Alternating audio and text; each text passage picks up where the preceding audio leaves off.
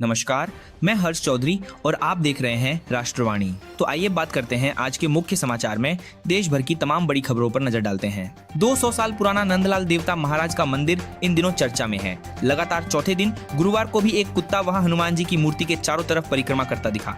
गांव वाले जश्न मना रहे हैं, वहीं मेडिकल विभाग इसकी जांच में जुटा है। अब में साइबर ठगी का नया तरीका। उत्तर प्रदेश में साइबर ठगी करने वाले दुकानों पर जाकर क्यूआर स्कैनर की जांच के नाम पर दुकान वालों से बैंक की जानकारी ले रहे हैं। बाद में उन्हीं जानकारियों का उपयोग फ्रॉड में हो रहा है। औरैया पुलिस ने ऐसे 2 साइबर ठगों को गिरफ्तार किया है। गोवा, राजस्थान और वेस्ट बंगाल में एसआईआर की समय सीमा बढ़ी। चुनाव आयोग ने घोषणा की है कि इन राज्यों में सर की प्रक्रिया अब 19 जनवरी 2026 तक चलेगी। सेना दिवस पर राजनाथ सिंह का बयान। जयपुर में रक्षा मंत्री राजनाथ सिंह ने कहा कि ऑपरेशन सिंदूर अभी खत्म नहीं हुआ है और आतंकवाद के खिलाफ शांति प्रयास जारी रहेंगे। उन्होंने भारतीय सेना के साहस और संयम की भी सराहना की। पीएम मोदी का बयान। 25 करोड़ लोग गरीबी से बाहर निकले। पीएम मोदी ने संसद परिसर में 28वें सीएसओसी का उद्घाटन किया। इसमें 42 देशों के 61 स्पीकर शामिल हुए। उन्होंने कहा कि भारत दुनिया की सबसे तेज बढ़ती अर्थव्यवस्था है और 25 करोड़ लोग गरीबी से बाहर निकले हैं। ईरान से भारतीयों की एयरलिफ्टिंग शुरू। ईरान में जारी सरकार विरोधी प्रदर्शनों के बीच भारत सरकार भारतीयों को एयरलिफ्ट कर रही है। पहला विमान तेहरान से दिल्ली आने की तैयारी में है। छात्रों का रजिस्ट्रेशन और पासपोर्ट सब जमा हो चुके हैं। गणतंत्र दिवस 2026 ईयू नेता होंगे। मुख्य अतिथि।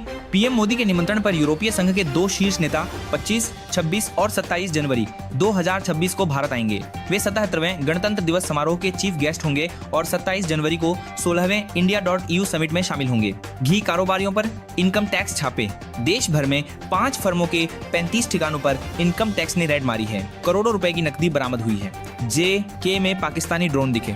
जम्मू सेक्टर में LOC के पास संदिग्ध पाकिस्तानी ड्रोन देखे गए। 5 दिन में यह तीसरी घटना है। फायरिंग के बाद ड्रोन पॉक की ओर लौट गए। अमृतसर में 2 अरब 80 करोड़ की हेरोइन बरामद। पंजाब पुलिस ने 40 किलो उच्च गुणवत्ता वाली हेरोइन जब्त की है।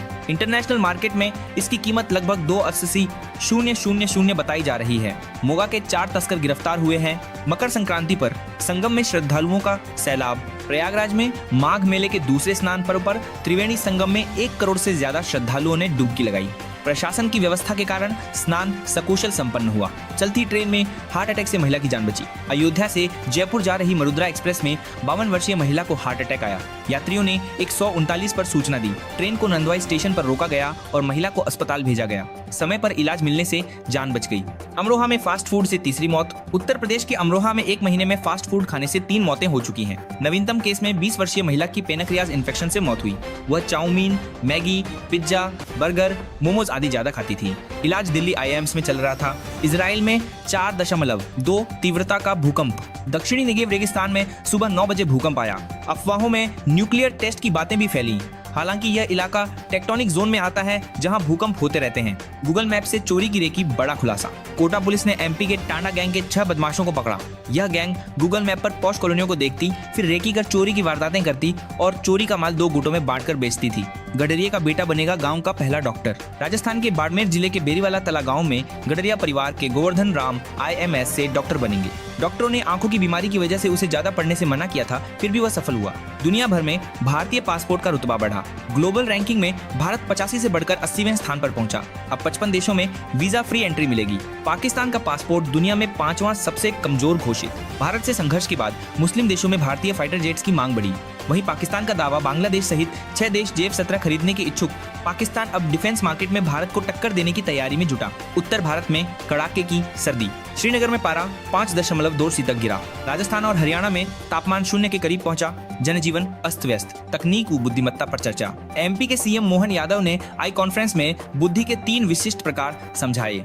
कहा, तकनीकी दौर में मानवीय और मशीन की बुद्धिमत्ता के तालमेल को समझना जरूरी है। बांग्लादेशी क्रिकेटर्स का अल्टीमेटम। खिलाड़ियों ने BCB डायरेक्टर से दोपहर तक इस्तीफा मांगा, वरना सभी फॉर्मेट से बॉयकॉट की चेतावनी।